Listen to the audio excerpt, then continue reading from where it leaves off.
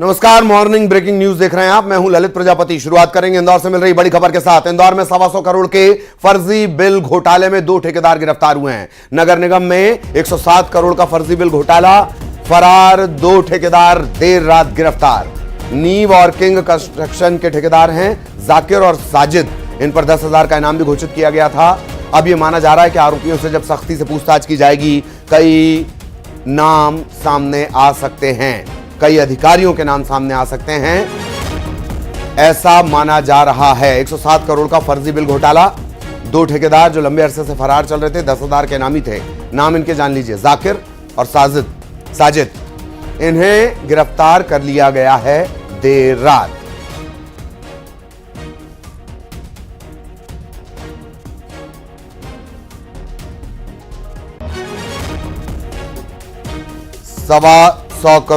तकरीबन 125 करोड़ इंदौर का यह फर्जी बिल घोटाला,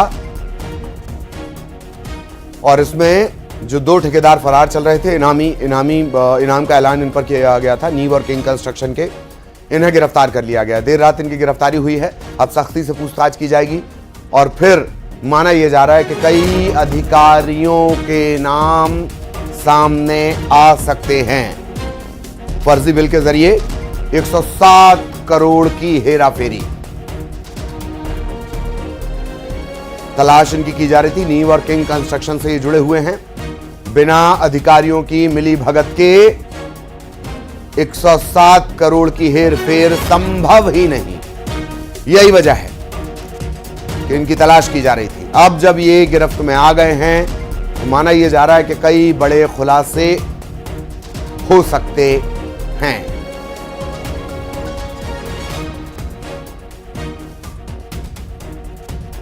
जाकिर और साजिद इनके नाम हैं, ठेकेदार हैं ये। बिल के जरिए, फर्जी बिल के जरिए 107 करोड़ की हेर फेर। इंदौर नगर निगम का 107 करोड़ का ये घोटाला, और अब ये माना जा रहा है कि फर्जी बिल घोटाले में जांच में तेजी आएगी।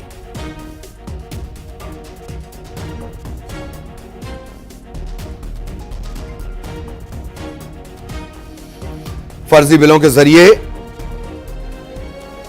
107 करोड़ की जो लूट की गई, घोटाला किया गया, उसका खुलासा हो सकेगा। बिना निगम के अधिकारियों के संभव नहीं।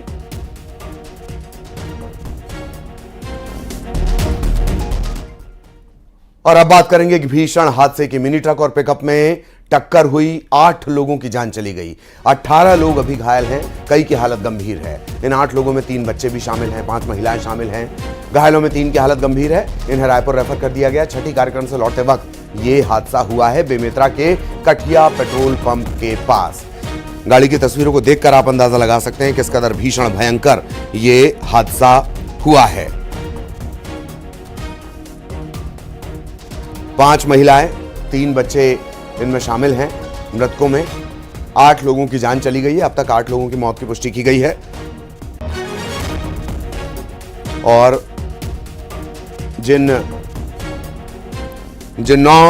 8 लोगों की जानकारी अब तक आई है, इसमें भूरी, नीरा, गीता, अग्निया, खुशबू, मधु, ट्विंकल, रिकेश, ये सभी वापस लौट रहे थे और तब यह हादसा हुआ।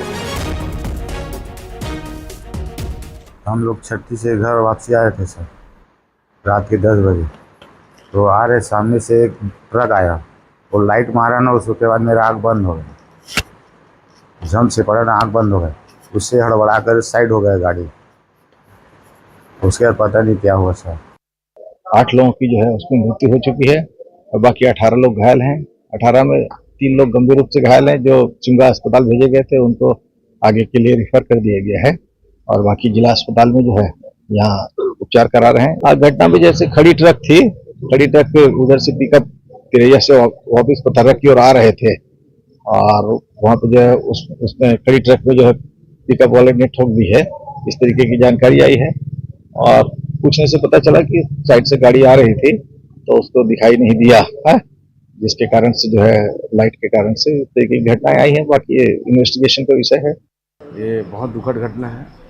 अचानक ऐसी घटना हुई है तो ये जो घटना है वो वापस तो नहीं आ सकती, लेकिन हम हमेशा उनके साथ हैं, उनके परिवार के साथ हैं और प्रशासन की ओर से जो व्यवस्था होनी चाहिए उसको हम लोग तत्काल भी वो व्यवस्था पूरा करेंगे और हमेशा उनके परिवारजनों के साथ भविष्य में भी उनके साथ खड़े हुए रहेंगे।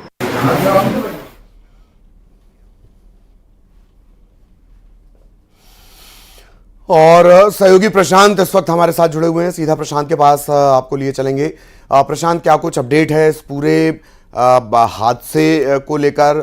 8 लोगों की जान चली गई है, कई की हालत गंभीर बनी हुई है। प्रशांत, ये निश्चित रूप से एक दिल दहला देने वाली घटना है और इस सड़क हादसे की व्यवस्था का अंदाजा आप इसी बात से लगा सकते हैं कि मौके पर 8 लोगों की मौत हुई है और दर्दनाक मौत हुई है। वहीं 18 लोगों का इलाज चल रहा है, जिसमें 3 लोगों की हालत गंभीर बताई जा रही है। वहीं एक जानकारी निकल कर ये भी सामने आ रही है कि हादसे में एक महिला की और मौत हुई है, तो इससे मृतकों की संख्या 9 की जानकारी मिल रही है। जिस तरह की घटना हुई है, खड़े वाहन में पिकअप वाहन जाकर टकराई है और ड्राइवर जिसका भी इलाज बेमेतरा के अस्पताल में चल रहा है।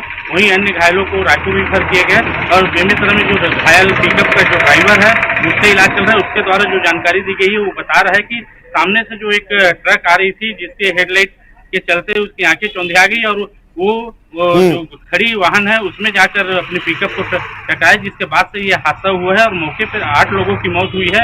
और घटना के बाद से पुलिस लगातार मामले की जांच कर रही है, घायलों को मदद करने की कोशिश कर रही है। वहीं जिस तरह देखने को मिल रहा है कि लगातार जो पिकअप वाहन है, ट्रैक्टर है, मेटाडोर है, ये ट्रक है, इनमें गाँव के लोग शादी या जो छठी उत्सव है, विशुद्ध ओवरलोडिंग का ये मामला है।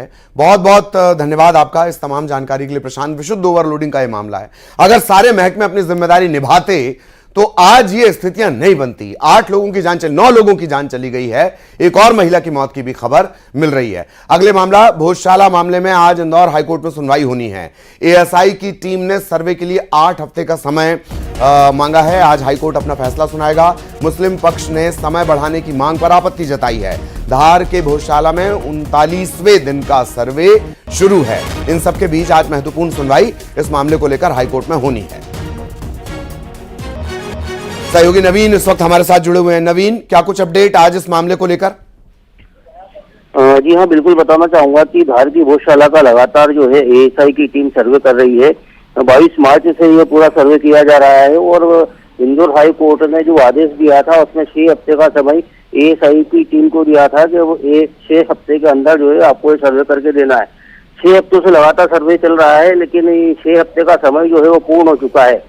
आज जो है इंदौर हाई कोर्ट में इस पूरे मामले को लेकर सुनवाई होना है और वहाँ जो है एएसआई की टीम ने जो है इस काम के लिए जो है और अधिक समय की मांग की है। एएसआई की टीम ने इस पूरे मामले को सर्वे के लिए जो है 8 हफ्ते समय और अधिक मांग की है कि इस समय की जो है 8 हफ्ते का समय और इनको चाहिए। वहीं दूसरी ओर ये बताना चाहेंगे कि इस पूरे मामले को लेकर सर्वे जो जारी है वो सर्वे के दौरान भोजशाला के अंदर जो उत्खनन हुआ है उसको लेके और साथ ही जो एएसआई की टीम ने जो है 8 हफ्ते और जो है समय की मांग की है उसको लेके जो है मुस्लिम पक्ष ने आपत्ति दर्ज करवाने वाला है।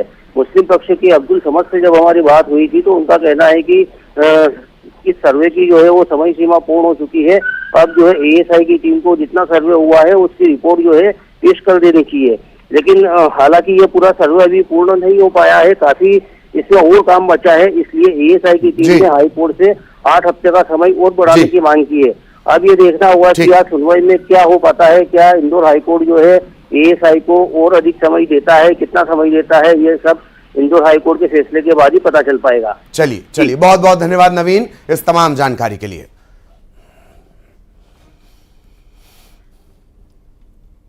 और आज छत्तीसगढ़ के दौरे पर आएंगे राहुल गांधी। बिलासपुर के सकरी में वो एक जनसभा करने वाले हैं। दोपहर 2 बजे सिंचाई कॉलोनी मैदान में सभा होनी है। पूर्व मुख्यमंत्री भूपेश बघेल, छत्तीसगढ़ कांग्रेस के प्रभारी सचिन पायलट, प्रदेश अध्यक्ष दीपक बैज, वो भी इस सभा के दौरान मौजूद रहेंगे।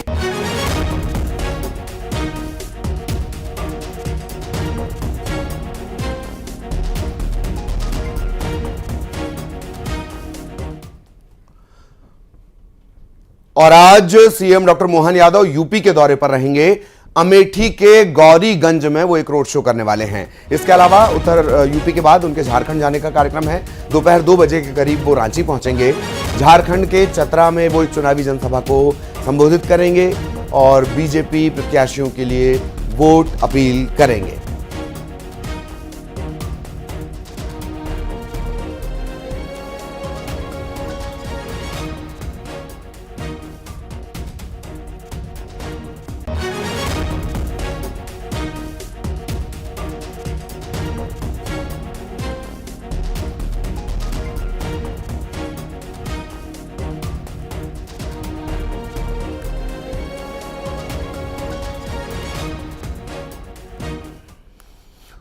तो लगातार ताबड़तोड़ दौरों का सिलसिला चल रहा है। तमाम जो नेता हैं वो दौरे करने पहुंच रहे हैं। जैसे छत्तीसगढ़ का हमने आपको जिक्र किया, राहुल गांधी बिलासपुर के सकरी पहुंचने वाले हैं। दोपहर 2 बजे सिंचाई कॉलोनी मैदान में सभा होनी है।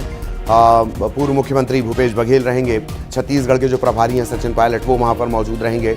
लगातार जो सचिन पायलट हैं वो एक्टिव हैं। और राजस्थान में चूंकि चुनाव हो चुका है और यही वजह है कि उनकी सक्रियता अब छत्तीसगढ़ में बढ़ गई है। प्रभारी भी वो छत्तीसगढ़ के बनाए गए हैं।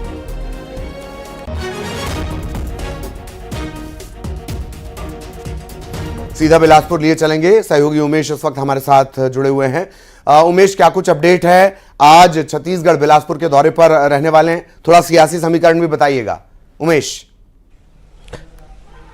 बिल्कुल ललित जी, देखिए राहुल गांधी जो कांग्रेस नेता है और सांसद है, वो आज उनका दौरा है और 2 बजे ये सिंचाई कॉलोनी मैदान पर आएंगे।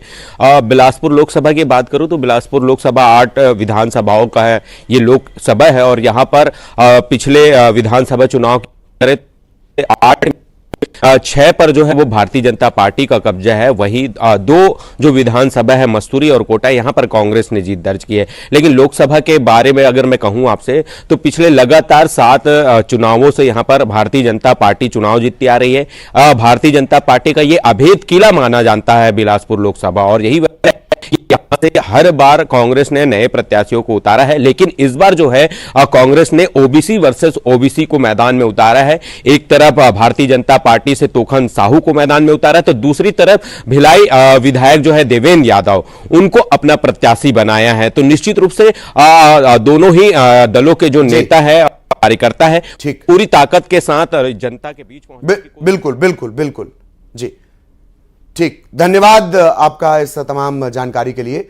और इस दौरे पर भी लगातार नजर बनी रहेगी। लेकिन अब बात करेंगे न्यूज 18 के साथ एक्सक्लूसिव इंटरव्यू में पीएम मोदी ने विरासत टैक्स को लेकर कहा कि जो एक्सरे की बात कर रहे हैं उनका मतलब घर घर छापा मारना है। अनाज के डिब्बे से भी गहने निकाल लिए जाएंगे। उन्होंने कहा कि इसी तरह की माओवादी विचार से दुनिया बर्बाद है। पीएम मोदी ने कांग्रेस पर सबसे बड़ा प्रहार करते हुए विरासत टैक्स और संपत्ति बंटवारे को अर्बन नक्सल से जोड़ते हुए कहा है कि ये पूरी तरह से अर्बन नक्सल का प्रकटीकरण है। मेरी जिम्मेदारी थी देश के लोगों को जगाना। सैम पिट्रोडा जी ने जो है इनहेरिटेंस टैक्स की बात की, जो हम लोगों की जमा पूंजी है, जब हम अपने लोग पूरा बचाते हैं अपने फैमिली के लिए, जब हम उसको अपने आने वाली जनरेशन को देंगे तो उस पर भी टैक्स लगेगा और ये टैक्स बहुत बड़ा टैक्स हो सकता है। तो क्या आप कहेंगे कि बीजेपी अगर आएगी तो इस टैक्स को कभी नहीं लागू करेगी? भारतीय जनता पार्टी क्या करेगी, हमारे मैनिफेस्टो में साफ हमने लिख करके लाए हुए। अब उन्होंने कहीं सदुपा छोड़ दिया तो मैं भी वो झंडा लेके घूमूंगा, ये सवाल आपके मन में कैसे आ जाता है? भारतीय जनता पार्टी की विचारधारा साफ है जी। हम अपनी विचारधारा के आधार पर कार्यक्रमों को लेकर के, मैनिफेस्टो को लेकर के देश के सामने जाते हैं। कृपा करके ऐसे महाशयों के विचारों को हम पे मत थोपिए भाई। मोदी जी, राहुल गांधी ने एक बात और कही है। वो कहते हैं कि जब वो सरकार अगर उनकी आएगी तो वो एक नेशनल एक्सरे कराएंगे। इसी से जुड़ा सवाल है, इसीलिए मैं पूछना चाह रहा हूँ। एक नेशनल एक्सरे कराएंगे, बात सिर्फ कास्ट सेंसस की नहीं है जो कि वो करते आए हैं, उस पर भी मैं आपका मत जानना चाहूंगा। मगर बात वो कहते हैं इससे आगे है, बात कास्ट की नहीं, बात जस्टिस की है। और वो कहते हैं कि हम जो है एक सोशियो इकोनॉमिक सर्वे लाएंगे, एक इंस्टीट्यूशनल सर्वे लाएंगे और उसमें देखेंगे कि किसके पास किस जाति और किस उस वर्ग के पास क्या है, कितना धन है, कितनी इंस्टीट्यूशंस में भागीदारी है, और उसके बेसिस पर हम इस पूरे सिस्टम को रीडिस्ट्रीब्यूट करेंगे। इसको आप कैसे देखते हैं? सबसे पहले तो इस देश में जो लोग अपने आप को राजनीति के एक्सपर्ट मानते हैं, जो लोग देश के उतार चढ़ाव को बड़ी बारीकी से अध्ययन करते हैं, सबसे पहले उनका दायित्व है कि वो ऐसे लोगों को पूछे कि जिस परिस्थितियों का वर्णन आप कर रहे हो, अगर ये सही है तो 50, 60, 65 साल तो आपने राज किया भाई। ये मुसीबत के जो जन्मदाता आप हो, और आपने अब तक की बर्बादी लाई क्यों? पहले उनका जवाब मांगो भाई। नंबर 1। नंबर 2, एक्सरे का मतलब क्या है जी? मतलब हर परिवार में जाना, घर घर छापा मारना, अगर किसी अनाज के डिब्बे में किसी महिला ने अपने गहने छपा के रखे हैं, उसको भी एक्सरे किया जाएगा, उनके गहने ले लिए जाएंगे, जमीनों का हिसाब किताब किया जाएगा, और फिर उसको रिडिस्ट्रीब्यूट करेंगे। ये दुनिया में एक माओवादी विचार ने सब किया हुआ है, दुनिया बर्बाद हो चुकी है जी। ये पूरी तरह अर्बन नक्सल उस सोच का सीधा सीधा प्रगटीकरण है, और इसलिए मैनिफेस्टो आने के 10 दिन तक बाद भी ये जो जमात आए दिन लिखापट्टी करती है ना, वो चुप रही, उनके प्रोटेक्शन में चुप रही है। तब मिलके मेरी जिम्मेवारी बन जाती है कि देश को जगाना कि भाई देखिए आपको लूटने की ये तरकीब हो रही है। और दूसरा पार्ट है, डॉक्टर मनमोहन सिंह जी वगैरह, उन्होंने हर बार कहा है कि भाई जो भी संपत्ति होगी इस पर पहला अधिकार किसका होगा। तो हिसाब किताब वो साफ है, वो क्या करना चाहते हैं।